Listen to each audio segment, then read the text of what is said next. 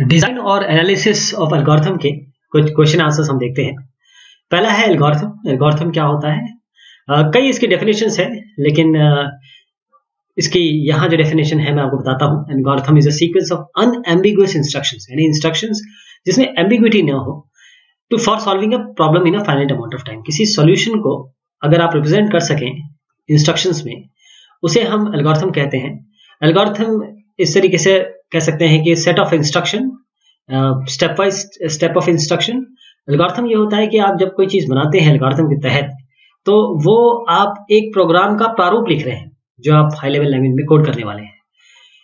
अब right about notion of algorithm. अब notion of algorithm में कुछ इनपुट होगा, कुछ आउटपुट होगा। ये कंप्यूटर है, तो आप क्या करते हैं कि आपके पास कुछ प्रॉब्लम आता है, उस प्रॉब्लम के सोल्यूशन को आप एल्गोरिथम में तब्दील करते हैं, जो कि कंप्यूटर रीडेबल होगा जब आप इसको प्रोग्राम में बना देंगे। तो ये नोशन है एल्गोरिथम का। आपको शॉर्ट नोट लिखने हैं एल्गोरिथम डिजाइन या एनालिसिस ऑफ प्रोसेस के लिए। तो इसमें आप सबसे पहले प्रॉब्लम को समझेंगे, फिर ये डिसाइड करेंगे कि कंप्यूटेशनल डिवाइस क्या है, आपको एग्जैक्ट चाहिए या अप्रॉक्सीमेट एल्गोरिथम चाहिए, डेटा स्ट्रक्चर्स क्या क्या यूज करने वाले हैं या यूज होंगे, एल्गोरिथम की डिजाइन टेक्निक्स क्या है, अलग अलग होती है इसमें। फिर आप एल्गोरिथम डिजाइन करेंगे। अब डिजाइन करना ही काफी नहीं है, उसकी करेक्टनेस को प्रूव करना बहुत जरूरी है। फिर एनालाइज करना पड़ता है एल्गोरिथम को, एनालिसिस होती है रनिंग टाइम वगैरह जानने के लिए। फिर हम कोड करते हैं एल्गोरिथम को। तो ये तरीका है एल्गोरिथम डिजाइन या एनालिसिस प्रोसेस का। What are the two kinds of algorithm efficiency? Efficiency किस तरीके से नापी जाती है? दो तरीके की है। एक तो टाइम एफिशिएंसी होती है, जिसको हम अमूमन एफिशिएंसी बोल देते हैं। दूसरा है स्पेस एफिशिएंसी। टाइम एफिशिएंसी का मतलब है कितना तेज आपका एल्गोरिथम चलता है, और स्पेस ये ए है इसमें। स्पेस एफिशिएंसी का मतलब ये है कि कितना मेमोरी ये रिक्वायर कर रहा है। कुछ एल्गोरिथम कम मेमोरी रिक्वायर करते हैं, कई ज्यादा करते हैं। तो ये दोनों ही एफिशिएंसी है, और दोनों ही अगर अच्छी हैं तो हम बोलते हैं कि हाँ, हमारा एल्गोरिथम जो है वो एफिशिएंट है। How can you specify algorithm? Algorithm को स्पेसिफाई कैसे करेंगे? उसके लिए आप natural language, English like language या स्यूडो कोड लेंगे। तो अब स्यूडो कोड क्या है? What is pseudo code? ये एक मिक्सचर है जो नेचुरल लैंग्वेज है, जैसे अमूमन अंग्रेजी बहुत हिस्सों में बोली जाती है हमारे ग्लोब के अक्रॉस, और प्रोग्रामिंग लैंग्वेज कंस्ट्रक्ट जैसे फंक्शन है, लूप है, डिसीजन मेकिंग स्टेटमेंट है। इन दोनों को मिला दिया जाए तो आपका स्यूडो कोड बनता है। अब है what are the important problem types? अलग अलग प्रॉब्लम्स हो सकती हैं, खासतौर पे जब हम कंप्यूटेशन की बात करते हैं, कंप्यूटर साइंस की बात करते हैं, तो अलग अलग विधाएं हैं, अलग अलग जगह पे अलग अलग चीजें यूज होती है। जैसे आपको सॉर्टिंग की जरूरत पड़ सकती है, सर्चिंग की जरूरत पड़ सकती है, स्ट्रिंग प्रोसेसिंग है, ग्राफ की प्रॉब्लम है, कॉम्बिनेटोरियल प्रॉब्लम है, ज्योमेट्रिक न्यूमेरिकल प्रॉब्लम है। तो ये सब टाइप्स हैं जिनके लिए हम एल्गोरिथम लिखते हैं, जिनके लिए हम एल्गोरिथम बनाते हैं, उनकी एनालिसिस करते हैं, डिजाइन करते हैं, फिर हम उन्हें कोड करते हैं। How can you classify algorithms? Classification कैसे होगा एल्गोरिथम का? बहुत सारे तरीके हैं। जो दो मेन तरीके हैं, ये एक है कि किस तरीके की प्रॉब्लम आई, एक एल्गोरिथम किस तरीके की प्रॉब्लम्स को सॉल्व करता है, एक पर्टिकुलर सेट ऑफ प्रॉब्लम्स को एल्गोरिथम सॉल्व कर रहा है। और इसके अलावा to group algorithms according to underlying design techniques. जो डिजाइन टेक्निक, जैसे अगर हम कहें कि ये डिवाइड एंड कॉन्कर पे है, या फिर हम ये कहें सब्स्टिट्यूशन पे है, तो ये जो अंडरलाइंग डिजाइन टेक्निक है उसके हिसाब से हम क्लासिफाई कर सकते हैं एल्गोरिथम को। अब है यूक्लिड एल्गोरिथम। यूक्लिड एल्गोरिथम होता क्या देखिएगा, ये इसलिए कि आपको पता चले कि एल्गोरिथम क्या होता है, कैसे लिखते हैं उसके। जैसे मान लीजिए एक प्रॉब्लम है, यूक्लिड एल्गोरिथम, हम इसमें ग्रेटेस्ट कॉमन डिवाइजर जीसीडी, दो नंबर्स हैं उनका निकालना चाहते हैं।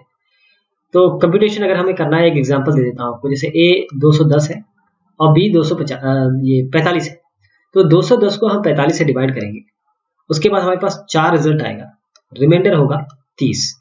तो इसका जो आंसर है वो 4 आएगा, जीसीडी निकाल रहे हैं।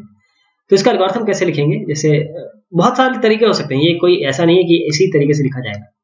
जैसे 2 इनपुट है, 2 positive integers A B, output है the greatest common divisor G A B. ये हम स्यूडो कोड में लिख रहे हैं। If A is less than B, exchange A B, divide A by B and get the remainder. If R equal to 0, report B as the GCD of A and B, replace A by B and replace B by R and return the, या फिर while बार बार ये चलाइए। ये जब तक चलाते रहिए जब तक आपको जीसीडी ना मिल जाए। अब what is sorting problem? Sorting problem क्या है? सॉर्टिंग प्रॉब्लम हम आइटम्स हमारे पास है अनऑर्डर्ड है, उन्हें हम अरेंज करते हैं असेंडिंग या डिसेंडिंग ऑर्डर में, छोटे से बड़ा या बड़े से छोटा। तो दो टाइप के सॉर्टिंग प्रॉब्लम होते हैं, एल्गोरिथम दो टाइप के होते हैं, एक तो स्टेबल सॉर्टिंग एल्गोरिथम होता है, एक नॉन स्टेबल एल्गोरिथम होता है। तो इसी के बाद बात आती है कि भाई सर्चिंग प्रॉब्लम क्या है। फिर अगर हमारे पास कुछ एलिमेंट्स हैं, उनमें से हमको कोई एक वैल्यू हमें सर्च करनी है, पता करनी है, तो इसीलिए हम उसको सर्चिंग प्रॉब्लम कहते हैं और उसके लिए हम सर्चिंग एल्गोरिथम लगाते हैं। सर्चिंग के लिए हम कोशिश करते हैं कि जो एरे है या फिर जो वैल्यूज का सेट है वो सॉर्टेड रहे। ग्राफ प्रॉब्लम क्या होती है? ग्राफ प्रॉब्लम, ग्राफ का मतलब ये होता है कि इसमें आपको एजेस और वर्टिसेस मिलेंगे, जैसे ये ग्राफ प्रॉब्लम हो सकती है आपकी ऐसे। तो इसमें आपके ये जो है ये अलग अलग, इनको वर्टिसेस कहते हैं, बहुत सारे हैं, एक को वर्टेक्स कहते हैं। इनके बीच में जो ये लाइनें देख रहे हैं हम एज कहते हैं। जैसे ट्रेवर्सल प्रॉब्लम है, शॉर्टेस्ट पाथ एल्गोरिथम है, ग्राफ कलरिंग प्रॉब्लम है, ये सारे आपके ग्राफ प्रॉब्लम में आते हैं।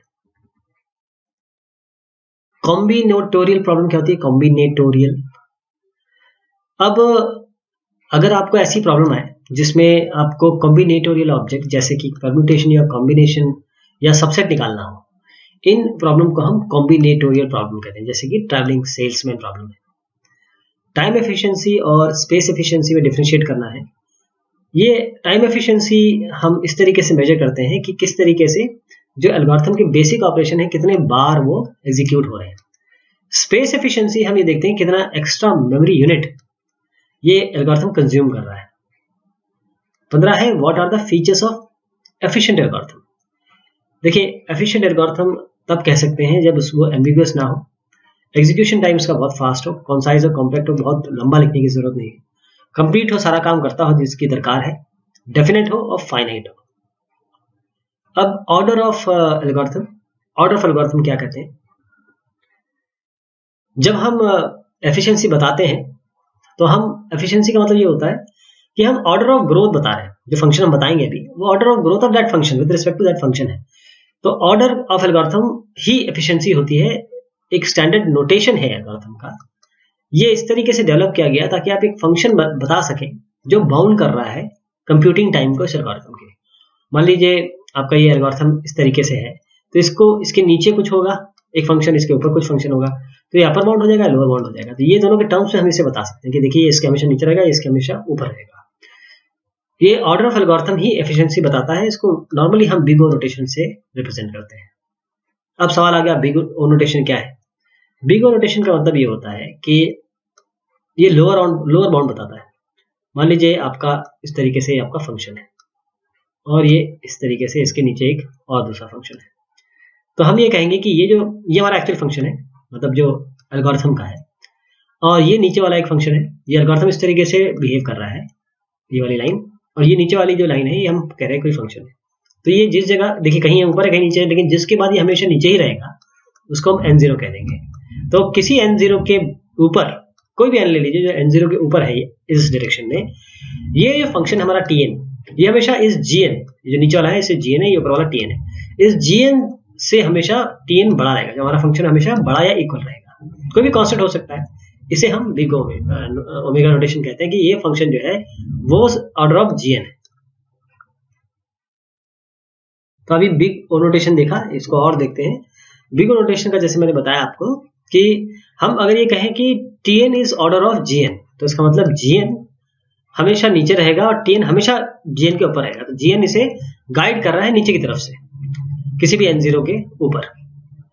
What are the different types of time complexity? Time complexity कैसे कैसे हो सकती है? 3 टाइप की होती है।